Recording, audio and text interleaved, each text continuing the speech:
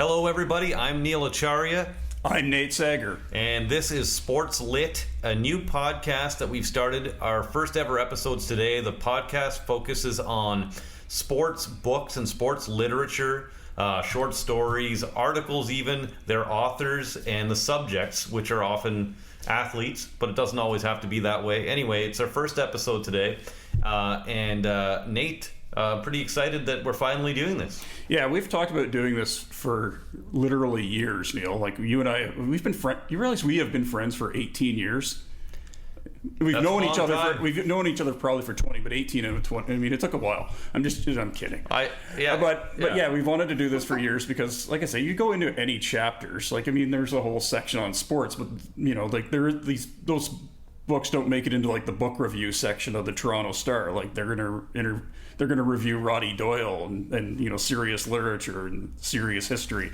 But we're like, this is a huge market, and we read a ton of these. We've got shelves and shelves full of them, and we want to get into what's the process of making like exactly. How do you get a proposal across? All that stuff. That's exactly what was the story you wanted to tell? Exactly it. I think that a lot of times, you know, when it's book season in the fall and spring, and with sports books, you know, these guys, the authors, the subjects will get the regular circuit of interviews on sports stations and in sports sections, but it's not necessarily about the process, and it's more about the story of the athlete, which we also want to get into, but we just get some nuts and bolts too about the author. And it's like a 5-minute hit, if that. And I mean, it's like, and it's not going to be in a newspaper sports section, right? I mean, right. I mean, unless they're asking Austin Matthews about what he thinks about it. I'm just joking. Sure. Well, the point being is, though, we're happy to do this, and it's exciting.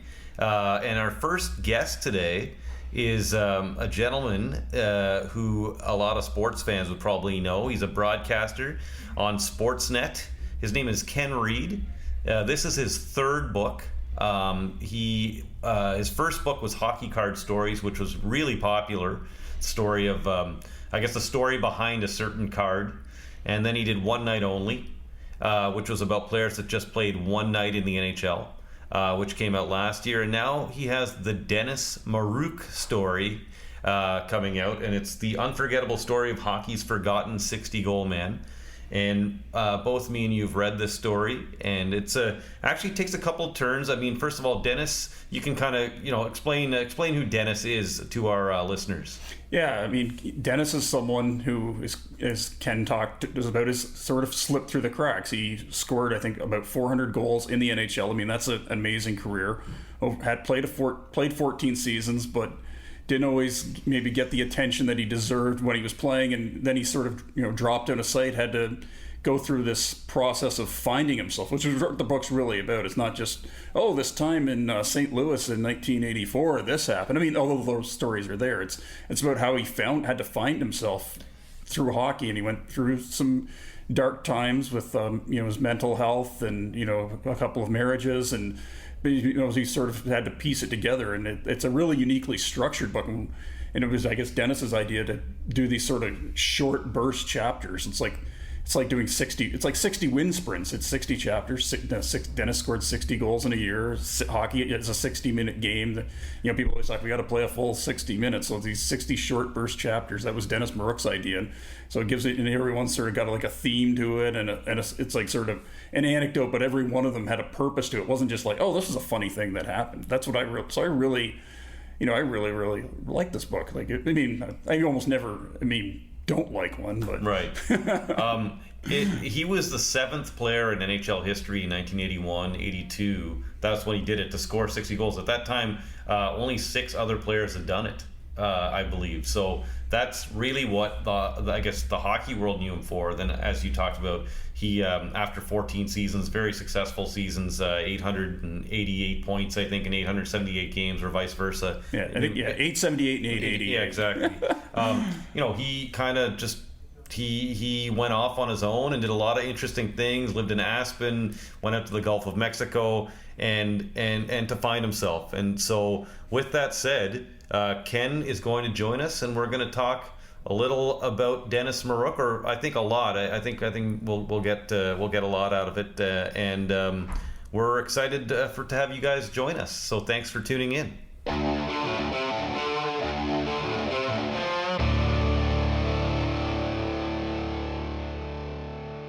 Welcome to SportsLit. I'm Neil Acharya. I'm Nate Sager. And we have a special guest today for our first ever episode.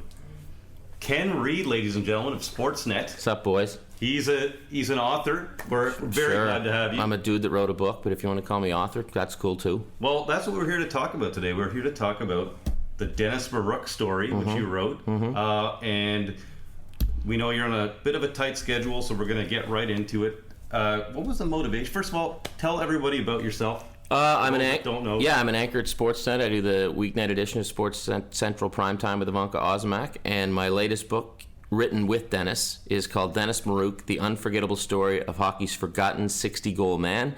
And it's just that. 20 men in history have scored 60 goals in a season. Dennis was the 7th to do it. Dennis is kind of the first to admit, if you go down the list, people might struggle to get his name. He doesn't get the respect I think he deserves. He happened to score 60 the year Gretzky scored 92, so his 60 didn't get a lot of attention. But when I met with Dennis initially, somebody asked if I'd want to do his book, so Dennis and I got together for lunch for half an hour. It turned into a 4-hour conversation, and there was so much more than just hockey. I was blown away by what he went through off the ice when his career was done. He took a total 180. The first chapter of the book dives right into that. So I don't think it's your regular hockey book. And Dennis just had an amazing story to tell, and he wanted the chapter short. He likes an author named James Patterson, so we get 60 small chapters, fitting, 60 chapters, 60 goals, and it kind of goes everywhere. And it doesn't. When I met Dennis Maruk, all I knew about him was he was in my first book, Hockey Card Stories. He was a sniper. He looked good on a hockey card, but man, did he have a lot of stuff to talk about. So for those that don't know about Dennis, is it Maruk or Maruk? Maruk. For those that don't know about Dennis Maruk, and Ken just touched on this, he has a unique look, to say the least. Could you describe his look? He has the Fu Manchu. He got it from Al Habrowski when he was about 15. He decided to grow this mustache, and it's a real 70s look, but it had a purpose. Dennis had the ability to grow hair as a kid, so that was always good. So his first job, we get into it in the book, was buying liquor for his buddies. But he was small in a big man's game, and this mustache, it kind of made him look mean. And you know, the old slapshot line to Walt, what are you doing to the bus, making it look mean? So Dennis looked mean, and then he adopted this personality when he switched to the NHL that we also get into the book during a chapter called Learn to Be a Prick. So he'd fight, he'd swing his stick, he looked mean, because he's a guy that was 5'8", 160, had to go into the scrappy, tough areas of the ice to survive. So if that mustache helped him look a little meaner, so be it. So it worked. He's got the goatee now, but he'll still rock the tash every once in a while. And his nickname was Pee-wee. Pee-wee. 5'8", correct? Listed generous. Yeah, he's about 5'8". I think when he played junior, he was about 150. During the NHL, he probably got up to 170 at some point, but he still plays. He's still really good on the ice, and I mean, he was a powerful little guy, but I mean, some of the pictures in the book, they're hilarious. I mean, you just look at him and he just looks mean, right? And but he's actually a really nice guy, but he had to adopt this persona to survive in the NHL. Yeah. You see those pictures of him with the London Knights, and you're like, he's like 19 years old. Right. He looks like 25. He looks like he's 108. And he looks like he just. I think there was one time when I was covering junior hockey when I think Dennis and I were on the same show, like in London. Yeah. And I saw him walk in, and I was like, who is this guy? He looks like he's the manager of a band or something. Right. And then he just quietly goes, "Hi, I'm Dennis Maruk." Yeah, that's like, Dennis. And I'm like, wow, okay. And that's kind of the whole gist of the book, because when the first time I met him, it was at the MasterCard Center, and he just kind of walked in, and a guy on the Leaf staff knew him, and introduced him to his buddies, and he said, "Hey, this is Dennis Maruk." "Oh, hi." Dennis scored 60 goals one year. "What, really?" And like you said, he just looks like a dude. He knows how to dress, but he's this guy that might be standing beside you in the grocery line who just once upon a time happened to score 60 goals in the NHL. And that's one thing about Dennis that's pretty amazing. He's very humble. So with this book out, I'm loving the fact that he's getting a little attention, and his story's getting the attention that I think he deserves.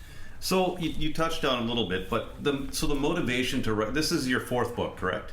This is my 3rd. My 4th is in the can. So my first book was Hockey Card Stories. Right.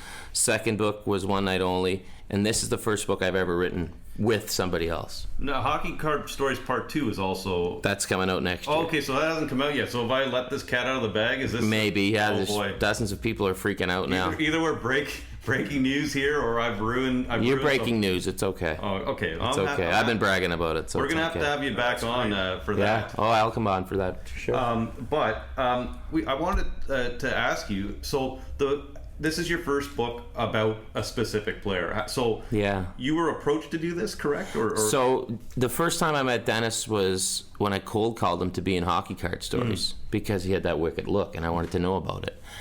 So I gave him a copy of the book. I met him at Greg Zahn's golf tournament, gave him a copy of the book. And I don't know, a couple months later, a buddy of his called and said, hey, Dennis really liked the story. Would you have any interest in writing his book? And I said, I don't know, sure, let's go to lunch. And we literally, my plan was just to pick his brain. But I got there and I said, can I turn my recorder on? And we talked for 4 hours, and I said to him, I think we got a book.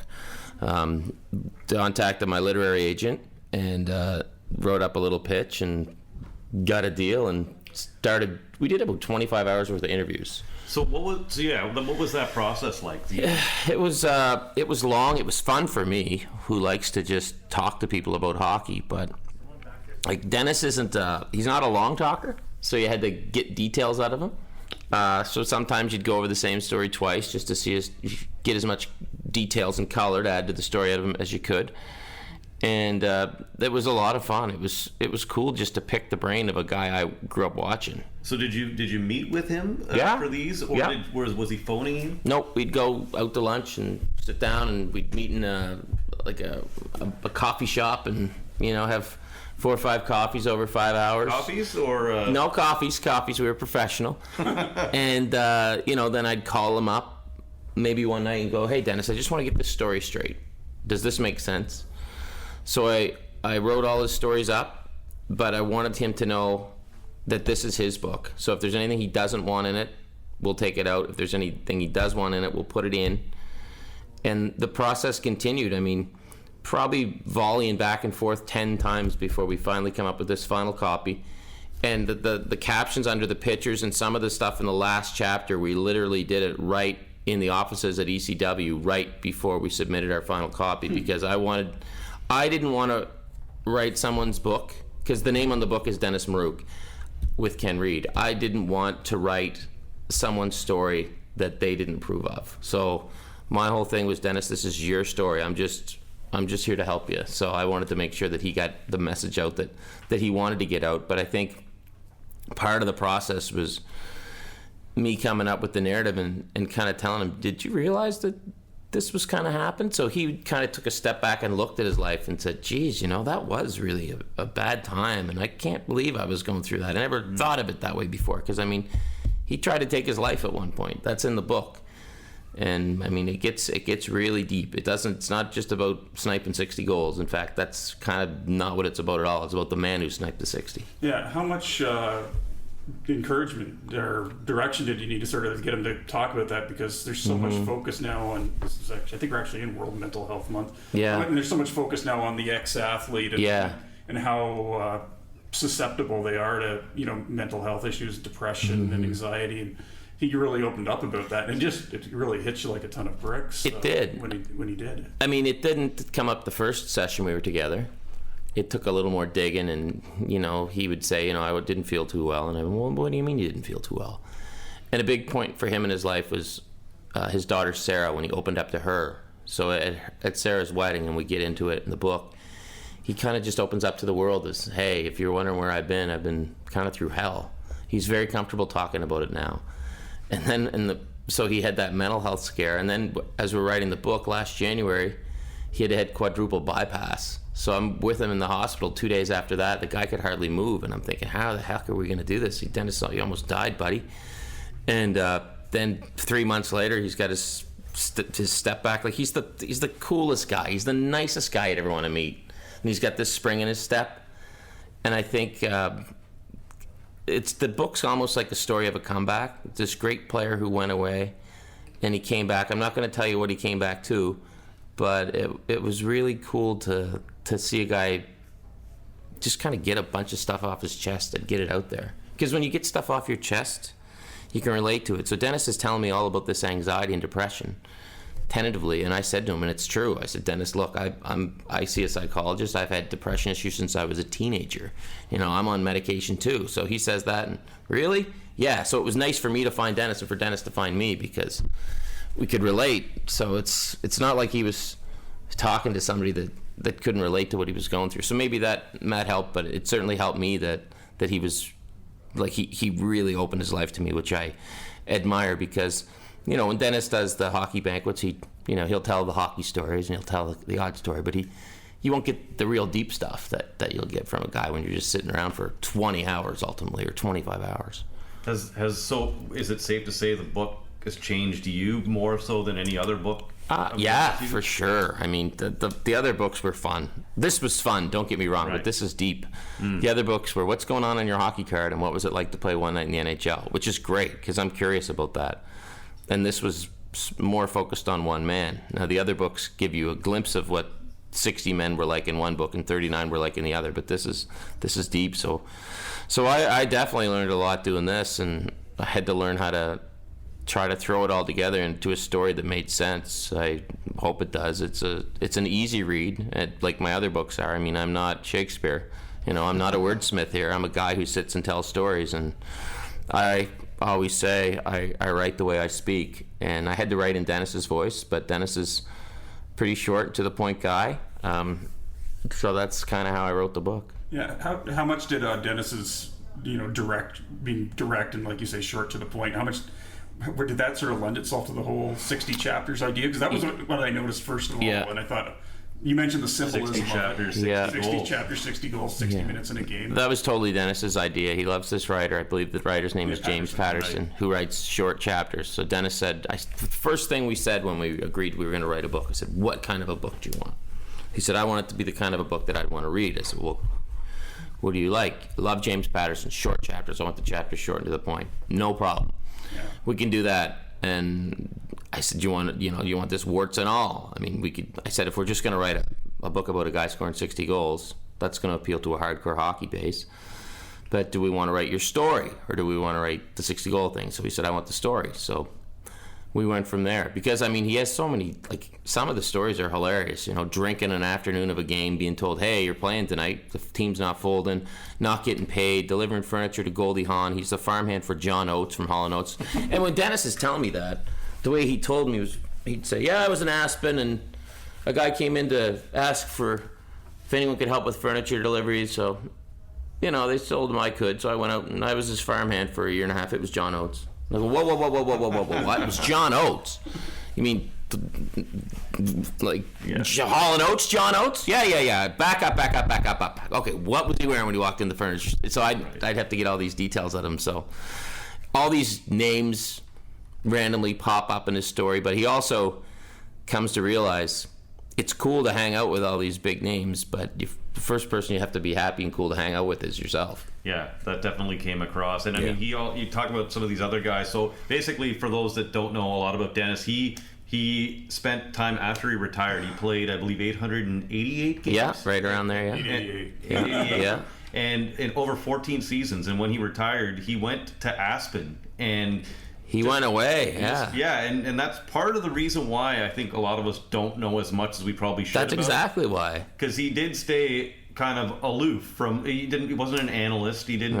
He wasn't. Sort of did the Paul Kariya thing. Yeah, he did. He did do the Paul Kariya thing. He went off the rails. He was gone. And the other thing is his 60 goals doesn't get the attention when you consider he lost the goal scoring race by 32 goals that season. And Mike Bossy, I think Mike Bossy had 64. 60 or 66 something. Yeah, and it was hilarious in doing some research.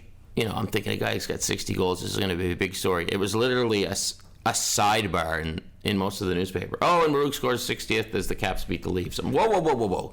But if you go back to 1982, of course it was a sidebar. Because the story was, is Gretzky going to score 100? So why wouldn't 60 be a sidebar? And he was in those 14 seasons playing in markets that weren't well known. So Exactly. to speak, right? Yeah, you mentioned. Yeah. You bring up the chapter when he was with the Cleveland Barons, a team that only existed for 2 seasons and basically folded into the Minnesota North Stars, who also no longer exist. And they were told, like, the teams out of money were folding. You mentioned that story. Like, how did you get that? What was the what was your reaction? First of all, before you say it, so the story is, we should explain what it is before Ken even explains how he got it out of him. Is they were told there was rumors they were folding, and then one day they thought they were folding. The word got around that they were folding, so they all went out to a bar to have beers, only to find out they hadn't folded and they had a game that night while they're all drinking pints. Yeah. So it's it's kind of one of Dennis's funny stories he likes to tell. So we expanded on it a bit more, but I thought immediately of the scene in Slapshot where the guys always go to that pharmacy, the soda counter, they have a couple pops, they're watching the soap operas. But yeah, the Cleveland Barons finish practice and they're told, hey guys, that's probably it. That's it. There's no insurance. We're not going to play Buffalo tonight. So they do what guys did in the mid-'70s. Let's go to the bar. They start drinking at noon, 4:30, 5 o'clock. Someone calls the bar. Is the captain of Cleveland there? Sure, he's right here. Guys, we got to friggin' play in 2 hours. So they lost, obviously, but it was a different time. That's exactly it. It was a different time. That could not happen now in any possible guys would be on their nutrition drinks and playing video games. It also seems like I've read a book someone did about the Oakland, California franchise called Shorthanded, and it seems like they just packed up on a whim and said, okay, we're off to Cleveland. And it's not going to work here. Let's just go to Cleveland, and there was no real plan. And that's funny because Dennis gets into the whole Cleveland thing, and I said, why didn't it work? He said, well, the major problem was they played in this Richfield Coliseum, so they didn't play in Cleveland, and they didn't play in Akron. They played halfway between Cleveland and Akron. None of the Barons lived in Cleveland. There was no connection to the community. So it would be kind of like if the Toronto Maple Leafs were supposed to be the Toronto Maple Leafs, but some wise guy came up and said, okay, but there's a lot of people in Mississauga, so we'll play, halfway in between. It just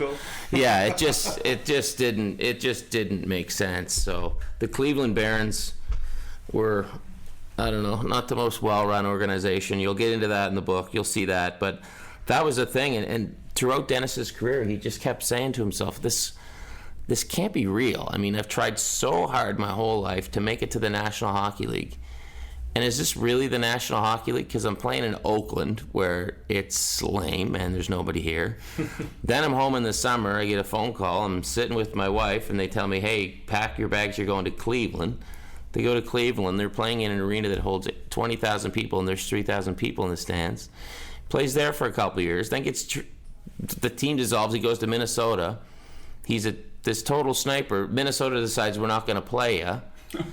And he's kind of going, what do I have to do here? So when he got to Washington, he eventually found a home, and the only reason he found a home is because the team wouldn't trade him. They weren't any good, but he was there as the team got better and better and better. Yeah, the Capitals, I don't think, made the playoffs until something like their 8th or 9th season. They were in that loaded Patrick division of the early 80s. They made the playoffs for the first time, I believe it was spring of 82 or spring of 83, and of course they line up against the New York Islanders. Right. So how'd that go? I just wonder, like, you sort of mentioned, like, all those markets of Northern California, Ohio now has the Blue Jackets, Washington's now like a model franchise. Like, how much should there be more done for players who play on teams like that? The Washington Capitals, as far as I'm concerned, should have number 21 hanging from the rafters. They should retire Dennis's number. They should pay tribute to the guys of the past. I don't know if they do exactly, but there's a lot of love in Washington for the current Caps, but I think you should go back in time and look what that team put up with to just stick around. They actually, and it's in the book, they had to save the Caps telethon. Telethon, I was going to ask you about that. Yeah, I had no idea. So think about that. Can you imagine? Organized by the fans. Organized by the fans, not the team. So you're tuning into your local affiliate one day in Washington, D.C., and here's a guy going, hey, if you call 1-800 right now and pledge $25, the Caps will stay in Washington. That is preposterous to think that there was a Jerry Lewis-style telethon to keep the Washington Capitals alive. So these guys played through that. I'm sure it was somewhat embarrassing. They played through that. In 82, Dennis is the toast of the 82 All-Star Game. He's the last person introduced. It's in D.C., the Washington Capitals should be absolutely loving this guy. They should be absolutely loving him. That clip's on YouTube. I watched Yeah, it it's the other great. day, and they really it's that fan excitement that you would not get now because Right. you'd be drowned out by something. It's Some just stupid jumbotron and music. Right. In the All-Star games, it's like a corporate thing now. Yeah. Right? It Right, was so because real raw. fans were there. It was so raw. It was great to see it. And he mentions you can see it on YouTube in the book. So I went to see it. So yeah, absolutely. And By the way, in 1982, as a fan, if you wanted to, you could go to practice for the All-Star game. You could just walk in. yeah. They were open to the public. There was no tickets. You could just go. So if you were in Landover, Maryland in 1982 and you wanted to see Wayne Gretzky practice, you could literally walk up to the arena door and walk in. Times have changed. And kind of something I did want to ask about was how much did the first two books you do help you develop like the empathy? Because you sort of have so much regard for the Brandy Simchucks and the Brandon Fasts of the hockey industry. How much did that sort of lend itself to getting the depth that you got out of Dennis? I've always loved what card collectors would refer to as a common. I've always loved guys who just don't get the respect or the love that they deserve. Now, there's guys whose stories are always going to be told through time and that deserve to be told through time. But I'm a firm believer that if you make it to the best league in the world, you deserve some respect. You deserve for your story to be told. So I always said to myself, man, if I would not imagine what it would be like to even get the sniff for being in an NHL room. I think that would be incredible.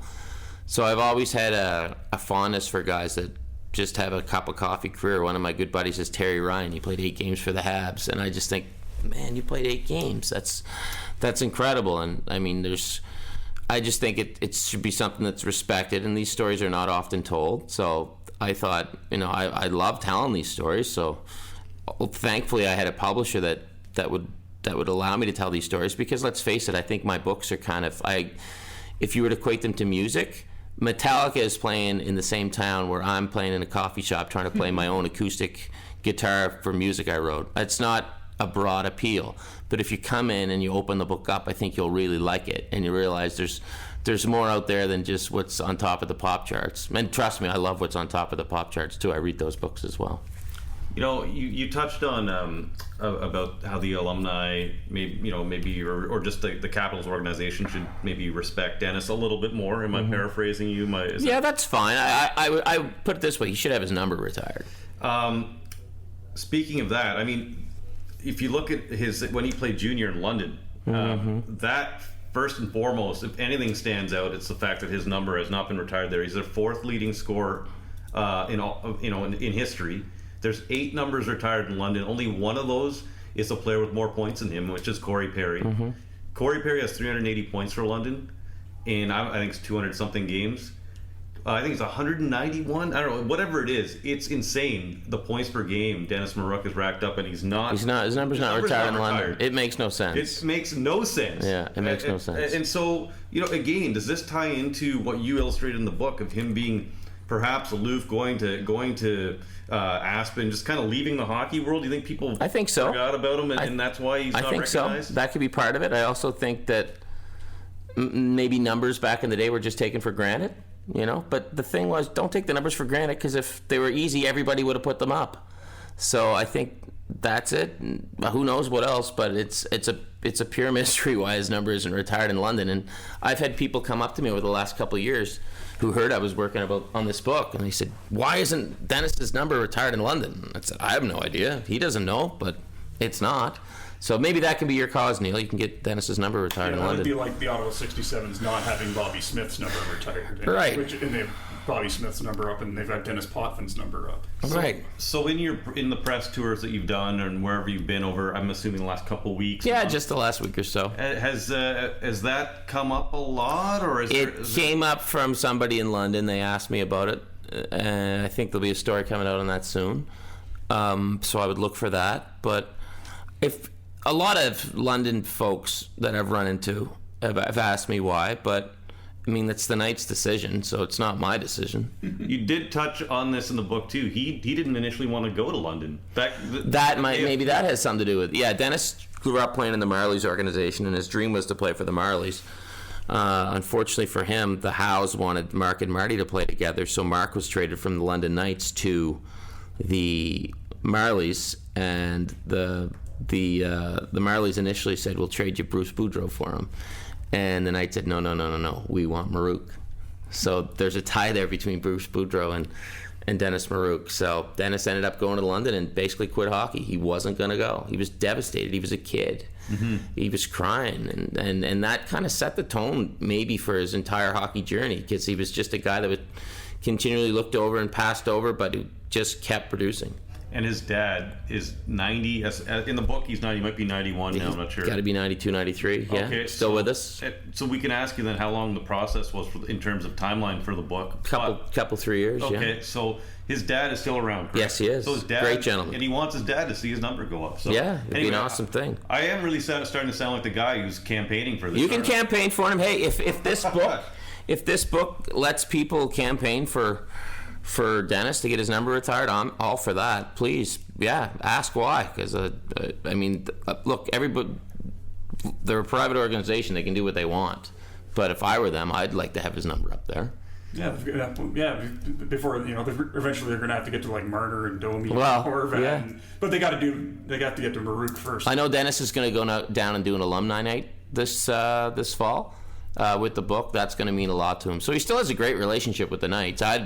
That's just one of those things. Hard to believe there was a time when London was a place a player didn't want to go. Didn't want to go. Had to get that in there. Ken, I'm just wondering, like, when you were, like, what sort of authors did you hear to read in this genre? Do you have any favorites? Do I have favorite authors? I love. A few. I love Brunt. I love Stephen Brunt, obviously. Every good Canadian loves Stephen Brunt. I thought Searching for Bobby Orr was amazing. It really was. I loved Terry Ryan's book. I just thought that was just raw and honest, and it was just very pure. One of my favorite books of all time about hockey is Rebel League, about the WHA. That's a book I simply adore. But, I mean, if there's a hockey book out there, chances are I'll read it. And I have. I've read a lot of them, but it's one of my favorite things to do is just sit back with a good hockey book and see how far I get into it. But I mean, Rebel League was big for me. I've got this fascination with the 70s and the WHA, which I'm not really sure why. It must be embedded into my mind somewhere, because I just have this soft spot for the WHA. I have a soft spot for a guy like Dennis, whose hockey cards I remember as a kid. I mean, you got Gratuny the Looney sitting over there with Greg Oliver. I cannot wait to read that. I got my copy signed the other night by Gilles and Greg. I mean, those are my kind of stories, just these hardcore hockey stories that I just adore. This is going to be embarrassing me. One time in elementary school, I chose the WHA as my public speaking. That's cool. That's good. Even though the league folded when I was 2 years old. Oh, really? There you go. You're the same deal. Well, I for one of my public speaking things, it's hilarious. In grade 6, I won my grade level at McCullough Junior High in Pictou, Nova Scotia, and I had to go to the county championships. And mine was meeting the Edmonton Oilers in 1985. They played an exhibition game, and a big part of the speech was Mike Krushelnyski, because Mike was extremely nice to my brother and I. And now I MC gigs where Mike Krushelnyski's there and I have to introduce him. So it's funny how the world works out. You know, you just touched on the WHA, and I just want, you get a sneak peek into Gratuny the Looney. Do you mind reading to our listeners the first couple of lines there? Chapter 5, Going National. If someone tells you that they really believe the World Hockey Association will work, they're full of shit. No one did. I was there in 1972, one of the players who made the decision to try the upstart league out of nowhere competitors to the established NHL. Personally, I didn't think the WHA would survive. I figured by January that I'd be on the beach in Florida, that the league would fold. Yeah, but you know what? You got to. If they offer you the big bucks that the WHA did, you got to take the coin. Yeah, that was so simple. I stumbled across this treasure trove of NFL films specials, and it was like about Larry Zonka and Jim Kayak and Paul Warfield leaving the dynasty Miami Dolphins, and Don Shula was just like, "You guys got to do what you got to do. They're giving you $3.5 million over 2 years. You got to get paid." 1974. So why not? Seriously, how long is an athlete's prime last? It's funny. Dennis never really had the WHA come after him that hard. But for him, it was always the NHL. That's what he always wanted to play in. I'm going to ask you, I guess, switch gears a little bit. And there's a chapter, I'm not sure which one it was, maybe chapter 45 or something, and it was called Christians and the Lions. Yeah. And this kind of is going to tie into what you had to leave on the cutting room floor, because that chapter, in a really funny way, kind of explains the divide that was in that dressing room during that time between hardcore Christians and the rest of the team. And the way you guys kind of talked about it, or Dennis talked about it, was Randy Holt. And I thought it was a kind of a perfect microcosm from what I know about that story, because Randy Holt's on the airplane and he pulls out a Bible. And he reads the Bible and he puts it back, and then all of a sudden he pulls out a penthouse. So, he was like the team. He was split. He was split, exactly. Yeah. Now, I'm not going to say that you went in and thought, hey, and went onto this higher level and said, hey, maybe we'll put Randy Holt or Dennis Randy Holt in there as an example. That was just a story Dennis told me. But if you got to take it, go ahead. This is a podcast. Yeah, we'll come back.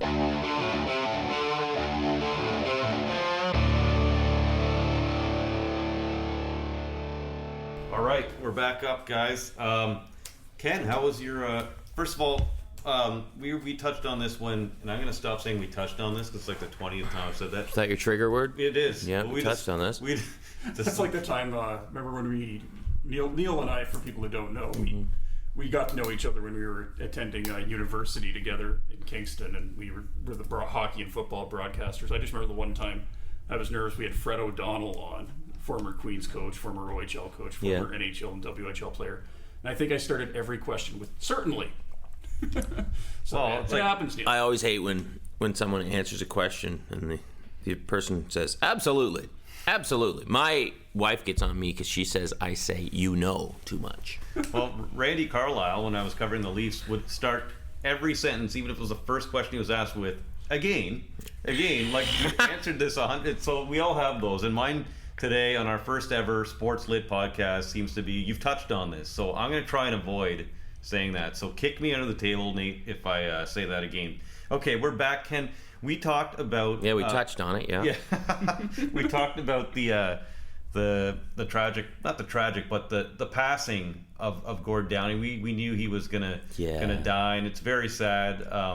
What a unique gentleman, a Canadian icon, and you were just you just had to take a call there to... Yeah, I had to record a little something with Ron McLean, who knew Gord a little bit, and Ron has so much... He says things eloquently. He puts things in perspective, much the way Gord Downie could. So it was an honor to talk to Ron about Gord. And I was just thinking today, I'm 43. I bet you I've been listening to The Hip for over a quarter of a century. So they were definitely the soundtrack of my late teens and 20s. I cleaned the house on Sunday, and in order to get motivated to clean it while I was cleaning it, I just cranked day for night. So thank you, Gord, for everything you did. It was just a thrill and an honor to be a Hip fan, and it's something I'll always be a Hip fan.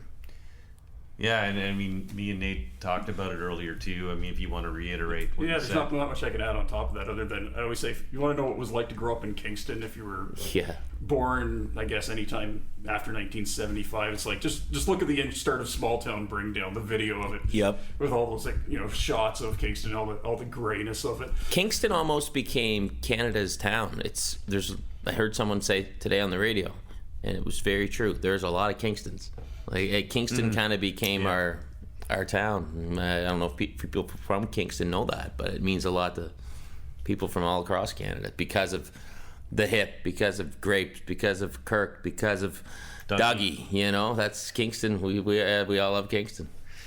Dougie actually has a book out right now too. Dougie has a book out. I can't wait to read it with Dan Robson. Dougie's going to have Sportsnet guy. Dougie's going to have some great stuff in there. So go to the bookstore, go to Amazon and buy Dennis Maruk and buy Doug Gilmore. Buy Killer. I noticed on Amazon when you click on Dennis's book and it says often bought together, it shows Killer's book and the Maruk book. So that's an honor to think that people are looking at Dennis on when they're looking at Dougie. But I big Doug Gilmore fan. Love that guy. Big Dan Robson fan, fantastic writer. So yes, buy Killer and buy the Dennis Maruk book by all means. A lot of Leaf books came out last year because of the 100th anniversary. So this one, Wendell Clark's, who also had a great mustache.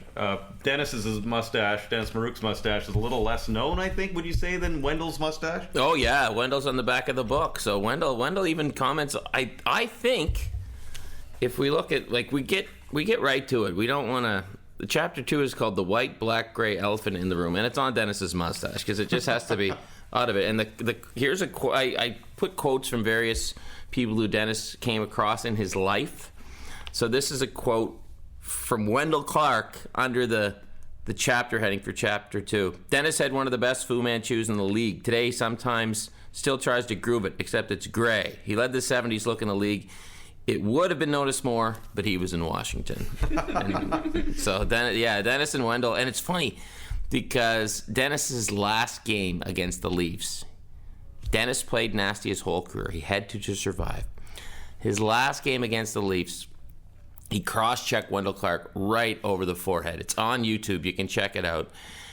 And I brought it up to Wendell, and he said, really? I didn't recall that. And they play in a lot of charity tournaments together now. So now Dennis is a little fearful that Wendell might take a run at him. I don't know. But Wendell never did get him back. And Dennis laughs because he just says, that was my last game against the Leafs. He never got me.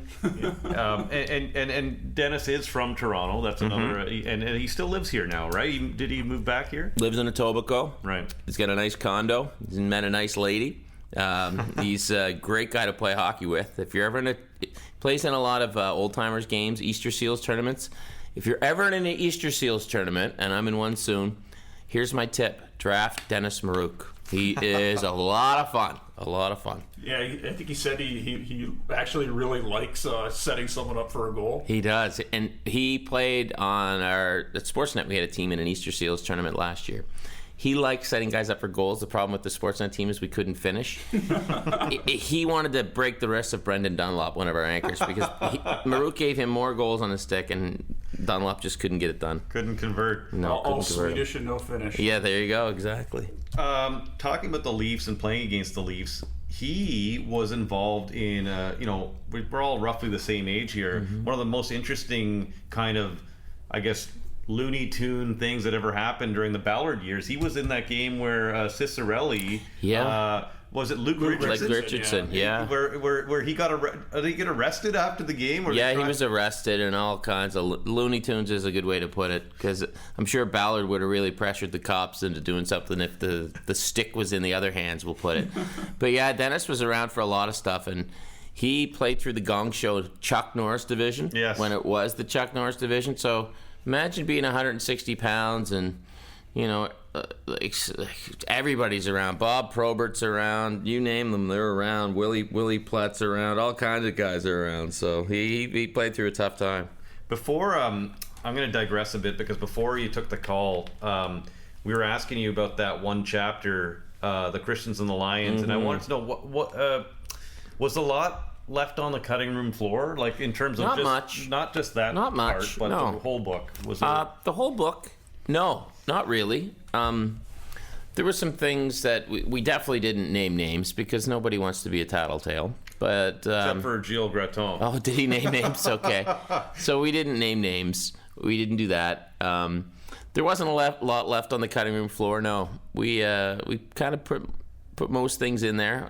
There might have been Dennis doesn't swear a lot, so we didn't have to take out some expletives. But, I think we kind of got into everything we needed to get into. I mean, but no, not a lot of stuff left on the cutting room floor, to answer your question. The Christians and the Lions thing was interesting, because I talked to Brian Murray about that. I talked to Mike Gartner about that. And Brian Murray's thing was kind of like, do whatever you want, just don't bring it into the room and don't divide the room. And I don't think the Caps were really divided over it. They just had a lot of guys that were Christian fellas, and they all got along. The Christians and the Lions, from what I can gather, got along pretty well. The backstory behind that is Jean Pronovost actually was a born again Christian, and then I think that's how Mike Gartner got into it, and maybe Ryan Walter, I think. Yeah. Ryan is, yeah. That was the one thing Dennis said in the book, is would always take the Lord's name in vain, and he kind of, oh geez, and he was always doing it in front of guards. And Mike Gardner was so helpful in getting this book together. He had a lot of great things to say about Dennis, and Mike was a guy that lost track of Dennis when Dennis went away, because Dennis disappeared. I mean, if you ever want to know how to get into the witness protection program, consult Dennis Maruk. I mean, he was gone for a good 10-15 years, but I'm happy to say he's back. And when he was gone, I don't think he was just gone from the public eye. He was gone to trying to figure out what was going on and who he was, and I think that comes through in the book. Well, that's exactly it. I mean, there's so much I want to say, and I think I actually have the time to say it now. I'm just trying to prioritize what I want to ask first. So I will say this, just building on what you said. I mean, that's the he basically identifies that he was a hockey player. That's all he ever knew how to do and wanted to do. And when he stopped, he kind of lost himself. And there is a program now with the league where they help you adjust, right? I mean. Do you know anything about that program? And not much. I know. Well, here's the thing about the NHL alumni program. They do an awesome job, but you only ever hear about the stuff that. The success stories. You don't hear about the success stories in a lot of instances because the guys don't want you to know. So sometimes you hear bad things, but I think they do a pretty good job. But so Dennis's passion in life was hockey. It was the one thing he knew. Now, picture being 34 years old. He was injured and had to stop. So let's say your passion in life is music. And then when you're 34, someone comes, they take your guitar and they smash it and say, you can't do this anymore. Or your passion in life is teaching. And they come to you and you're 34 years old and they say, sorry, but you can't do this anymore. I think we forget that about professional athletes, that someone ultimately tells them, you can't do what you love anymore. And somebody told that to Dennis. And he kind of didn't know what to do. The players in that day, as Dennis likes to say, were always told that they'd be taken care of. Well, as soon as he was no longer a factor on the ice, he was useless to the organization. They tried to get him to sell tickets or something. But he was of no use as a hockey player. So the one thing he did his entire life that separated him from from everybody he knew, the one thing he was paid to do was taken away from him. Now, you might say, he probably made a lot of money as a player. Well, the most Dennis ever made in a season was $300,000. You might think that's good money in 1985. It is. However, 3 kids, a couple divorces, there's not enough money to last you for the rest of your life. So he had to figure out what to do, and it took him a long time to figure it out. And the book really gets into that, I'd say that 20-year period 20-year period where Dennis is just wondering, who the hell am I and what can I do? And Nate, and there's kind of a universality to that, right, Ken? I mean, I when I was sort of reading it and rereading the last few chapters, what really struck me was there's a lot of life advice in here for anyone, I think. From age 40 onward, especially for men. Because men, we supposedly don't talk about our feelings. We don't. All that, but he really gets into that, and he says, "Hey, go get your heart checked, even if you're feeling a little bit bad. Go to a doctor. Don't try to play the tough guy and all that." I think "don't play the tough guy" is a good overall message from the book. Don't play the tough guy in terms of your feelings. Share your feelings. Tell people you love them. Get your body checked out and do what you love. Now, Dennis loves to play hockey, so I don't want to give the ending away, but do what you love. So there's a reason he's out playing in Old Timers games now and playing in Eastern Seals tournaments and playing in charity tournaments around Canada. He does it because he loves it. So, in talking about that period of time where when he left hockey, now we talked about, obviously he went to Aspen and worked on John Oates' ranch from Hall & Oates, but he was also in the Gulf of Mexico on a ship, unloading containers. I think he was a stevedore, right? He was working in a casino in Lake Charles, Louisiana for a while. Right. He worked in a casino in Vegas for about 3 months. He was as far away from hockey as you could imagine. Now, he still helped coach in Aspen a little bit, and he was coaching some minor pro for a while in the Whipple when he made his brief comeback at the age of 43, which is pretty hilarious. But he had to figure out who he was because the only thing he knew was hockey, and that's a challenge that none of the three of us had to ever go through. But I can only imagine what it's like when someone comes up to you and says, "You're of no use to us anymore. We're not going to pay you any money anymore to do what you love to do." Do the only thing you've ever known to get a paycheck. Yeah, and it's very rarely does anyone really ever get to go out on their own terms. True. Remember a line Bob Howes, the old Edmonton Eskimos center, had. He's like, very seldom do you get to win your last game. And I was like, wow, true. I never really thought about that. And he's a guy who actually did win his last game as a player. And it's something players aren't really talking about much until now. Because I think a lot of players were always told, hey, you know how lucky you are? And that's true.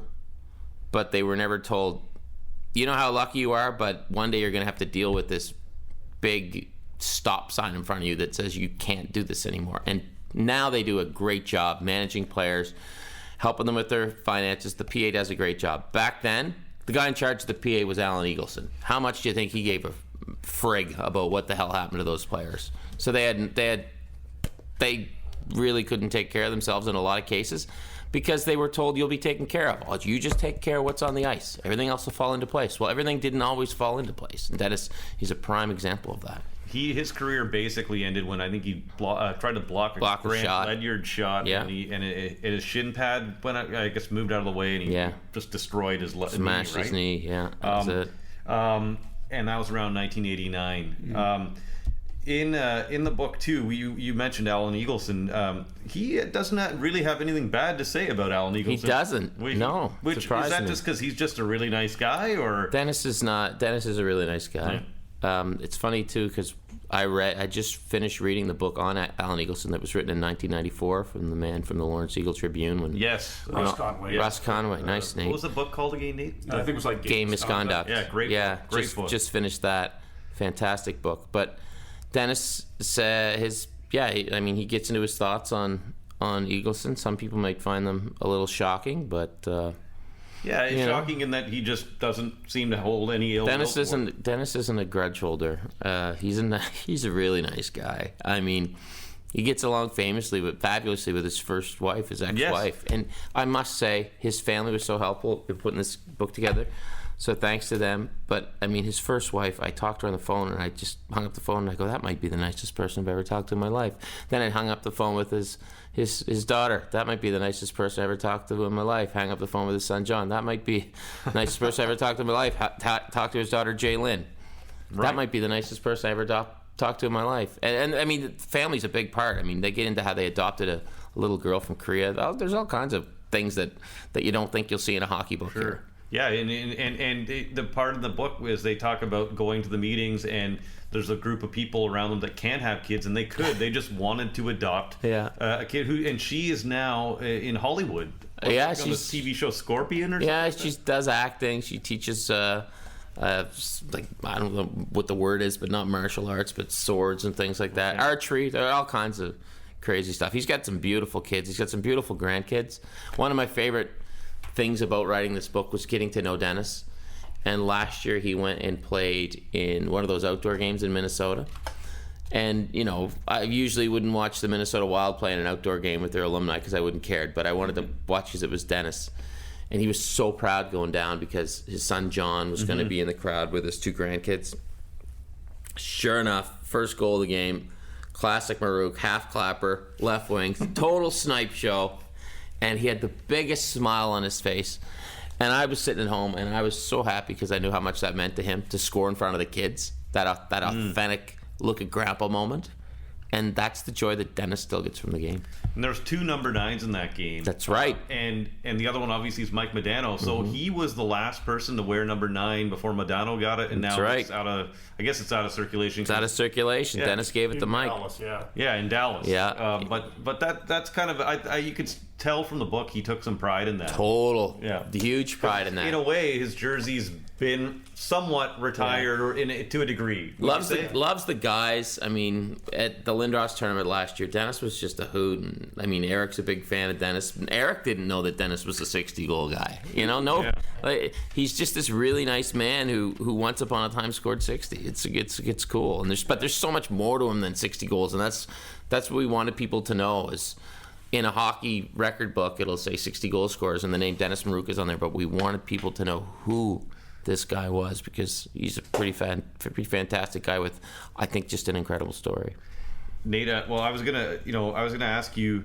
It is kind of an incredible story for sure. And what I liked about the book were these quotes that you kind of started each chapter with, and you talked about talking to his wife and whoever else, Brian Murray. Yeah, you know what? Rest in peace, Brian Murray.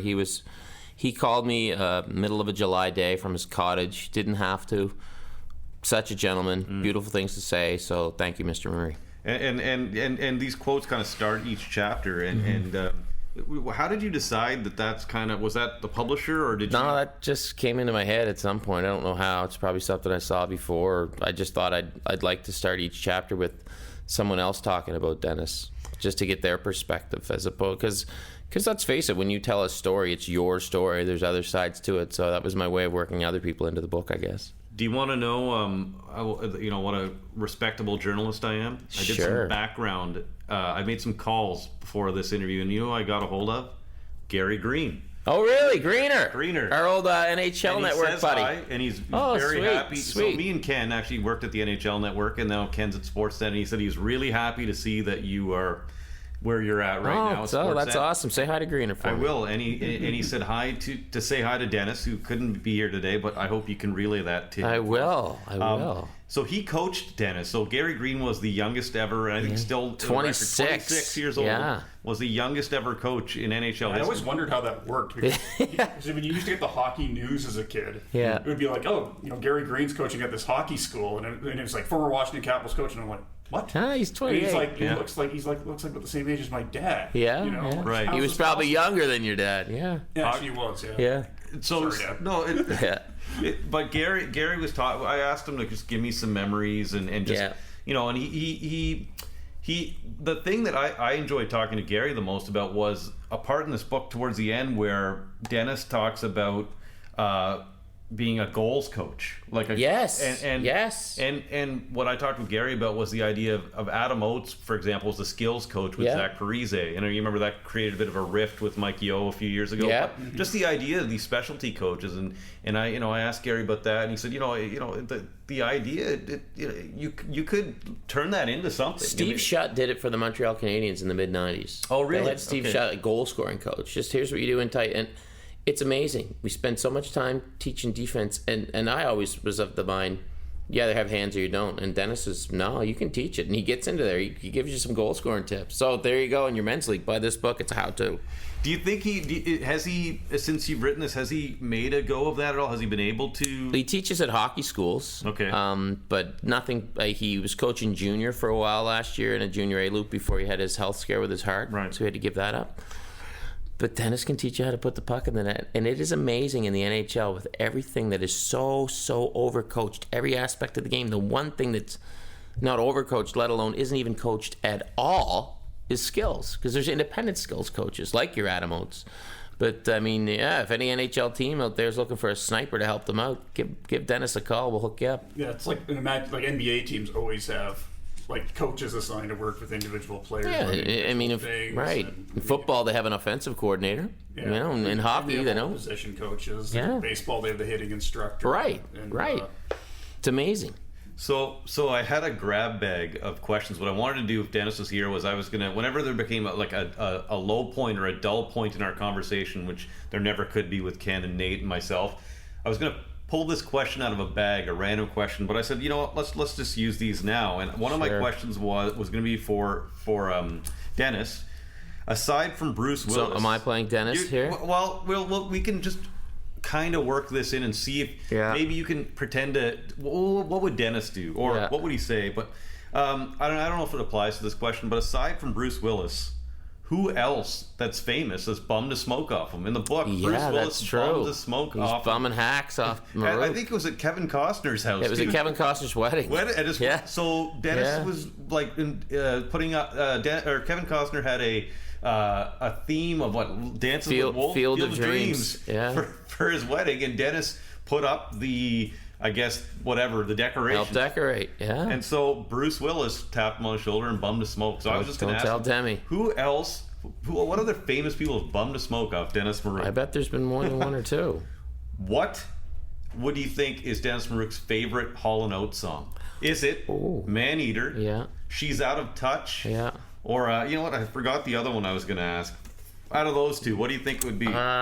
Dennis likes the soulful stuff. He likes to get his drum groove on. Right.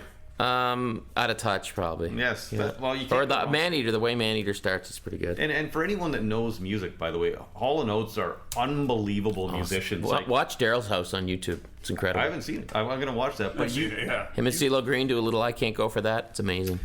if you ask legitimate musicians, and the only reason I say this, I remember which band it was did a thing where they would play the instruments in the car while they were in the touring van, and they did one where they play like I Can't Go For That while they're driving. I Can't Go For That is awesome. The one he does with CeeLo as well. Did they ever jam, John? Well, he said John would always want to talk about hockey, and Dennis would always want to talk about music. But Dennis has gotten up on stage with some musicians before he does the bongos, and I love the fact that Dennis Maruk is 62 years old, and he just took his first guitar lesson 2 weeks ago. So never stopped learning. But he could play though, could he not? Or no? He's learning. He took guitar back in the day. Okay. But now he's back into it. There's a surprising amount of hockey players who learn guitar.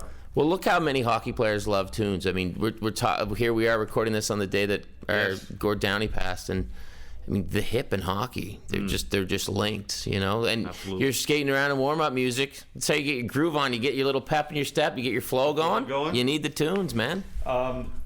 Speaking of hockey players that can play guitar, now the forward in this book was... It was supposed to be Brian Trottier, but we ended up going with Marcel Dion, but Brian was going to write it too. And he can play good. He's a very Brian good guitarist. is awesome. I'm happy to say that last year during Hockey Day in Canada, I jumped up on stage with Brian Trottier and Dave Bedini, and we sang Mojo Workin'. So we're working on it again this year. We're going to Corner Brook, Newfoundland. So I'm definitely going to be singing a tune with Trotz for sure. He grew up in a traveling band. Yeah, the Trottiers had a family band. Yeah, absolutely. So, what the last grab bag question, and this is going to be a trivia question for him, which would probably be hard for him. It's going to be way harder for you. He was inducted into the Etobicoke. Etobicoke is a suburb of Toronto, by the way, for our listeners, who might not know that. Anyway, he was inducted into the Etobicoke Hall of Fame in 2004. Name the two other people that played an NHL game that were inducted the same year as him. The same year? Yeah. Oh, There's my. two NHLers. Okay, Craig Ramsey? No. Okay, I know he's from Etobicoke. Yeah. I know Craig's from Etobicoke. Okay, give me a hint. I'm not an Etobicoke aficionado. You worked. One of these guys was an analyst with you at NHL Network, or at least he was an analyst at NHL Network. I don't know if you. Bill Berg? No. Did play for the Leafs and has won 2 Stanley Cups. Oh, Dave Reid. Dave Reid. Okay, Yes, Dave guy. Reid. Big hockey card collector. Shout out Dave Reid. His son's taking broadcasting as well. Oh, okay. I didn't see. Okay, you so learned something new on the show. Dave Reid, no relation. Okay. The last guy is played in the original 6 era. Okay. And how do I don't know. I played for the Leafs and Red Wings. Okay. And Nate, correct me if I'm wrong, but I'm pretty sure he played for both the Leafs and Red Wings. Okay. Well, it's not Red Kelly. It is Red. Oh, it's Red Kelly. What band? I'm good. There you go. Red, So in Red 04, lived in Etobicoke. I was going to say, why would Red be in the Etobicoke Sports Hall of Fame? But he lived there? Maybe he I always lived thought he was there. from Midtown. But if you're Etobicoke, you got to honor Red Kelly. Red's from Simcoe, Ontario. Right? Yeah, he's Midtown now. Okay. Simcoe has the claim of fame. I think it's the smallest town to have 2 Norris Trophy winners. Oh, wow. The other Blake, Blake. Rob Blake. Now, you want to talk about a nice man, Red Kelly? Oh, my goodness. I met him last year. So we started talking, and I got him to sign his book. He said, "Who's this for?" I said, "It's from your father." "Where's your father?" "Oh, he lives down in Nova Scotia." "I used to have a player from Nova Scotia named Lowell McDonald," he said. And Lowell's from where I'm from. Pictou County. I relayed that message to Lowell, and honest to God, Lowell went on about Red, how much he loved Red. Lowell's an interesting story. He was a good player, developed a fear of flying, quit the LA Kings, where Red was coaching, went back to University of Nova Scotia. Red got a job in Pittsburgh. He said, "Lowell, you got to come. You got to try. The flights aren't that bad." And he went and had a great career in Pittsburgh. And he said, "Red Kelly, he saved my career." So he had so many nice things to say about Red Kelly, who's just such a gentleman. You must, in all the research you've done for this is your 3rd book. You got a 4th one coming out next year. There must be tons of these types of stories. Yeah, that's the cool thing. So interconnected. That's the cool thing. You find that this guy knows this guy who knows this guy who knows this guy, and yeah, that's one of the cool things is the connections that doing this. First off, the connections it brings yourself, and second, the connections you learn about people through the game, and you learn how small the game is.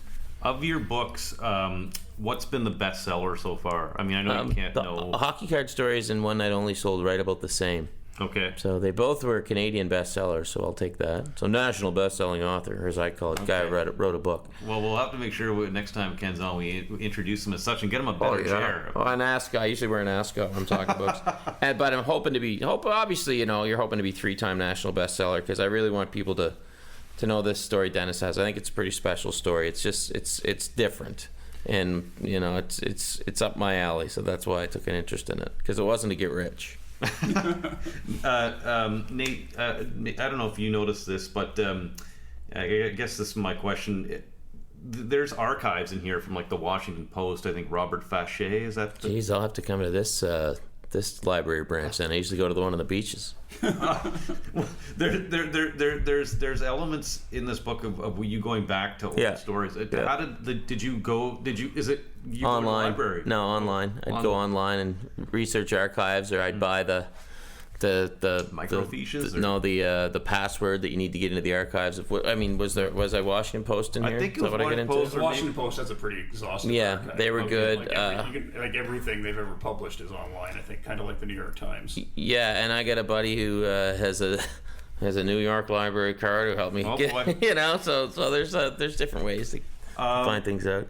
You talked about admiring a guy like Stephen Brunt, and I remember going to your book launch for, I think it was One Night Only last year, and you said, "Yeah, listen, I'm not Stephen Brunt. That he's an author. Exactly." So, with that said, now working on your fourth book, like, do you feel breaking through and getting? No, do you? And is that something you want to do? Because you have your hands in many pots. You're a broadcaster.